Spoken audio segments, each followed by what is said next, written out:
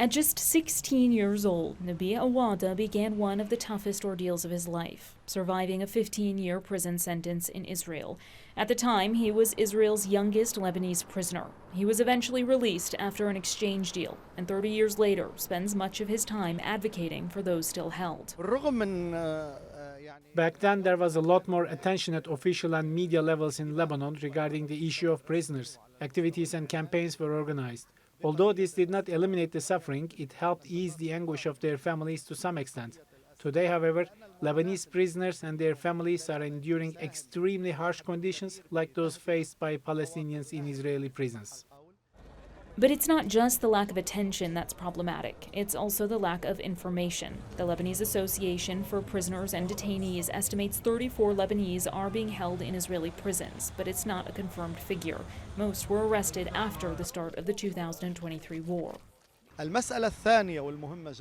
The second issue, which is equally important and further highlights the government's shortcomings, concerns 6 Lebanese prisoners who were arrested inside Israel during the 2024 conflict and the current confrontation in 2026. They've been tried before the Lod Military Court, yet the International Committee of the Red Cross has still not been allowed to access them.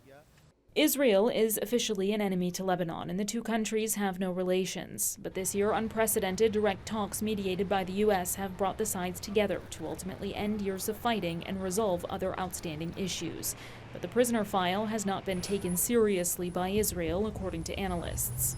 The Lebanese negotiating team in Rome just mentioned the issue of the people or the Lebanese captured in the south and were taken to the prisons in Israel. They are trying to mention this point in order to free those prisoners.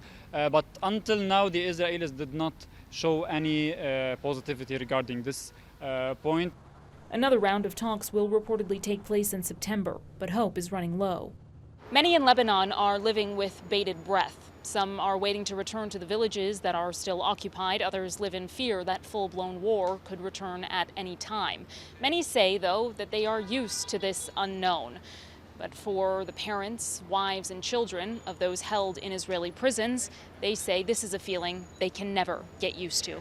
Priyanka Navani, TRT World in Beirut.